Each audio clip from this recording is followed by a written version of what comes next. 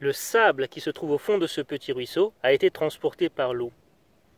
Il a été transporté et il a été déposé à cet endroit-là. On appelle ça de la sédimentation. Les grains de sable qui ont été transportés, on appelle ça des sédiments. Alors d'où proviennent-ils? La pluie va tomber sur cet affleurement de roches et va enlever des morceaux petit à petit qui vont se déposer plus loin.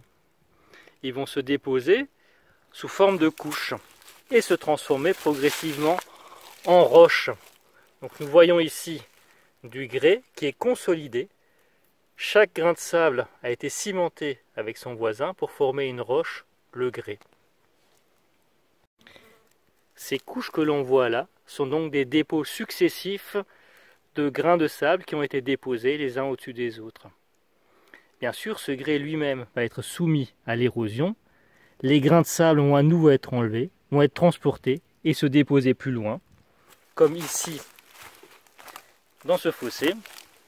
Un jour, ce sable va se cimenter, c'est-à-dire que les grains de sable vont se coller les uns aux autres et reformer à nouveau du grès qui va se déposer en couches et ainsi de suite. Parfois, le courant qui a déposé les sédiments est plus fort. Il a donc entraîné des morceaux plus gros. Donc on a toujours les grains de sable qui ont formé cette roche, qui se sont déposés, plus des galets plus gros qui ont été déposés par des courants plus forts qui ont pu les entraîner. Cette roche est ce qu'on appelle un conglomérat.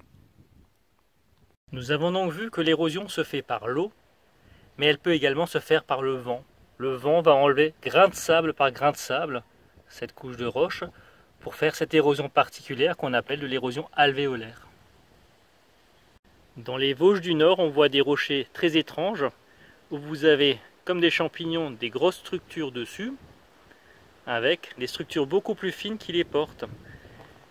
La couche qui est entre les rochers est beaucoup plus tendre et donc elle a été creusée plus facilement, d'où cette forme. Elle a été creusée ici, dans ce cas-là, par le vent.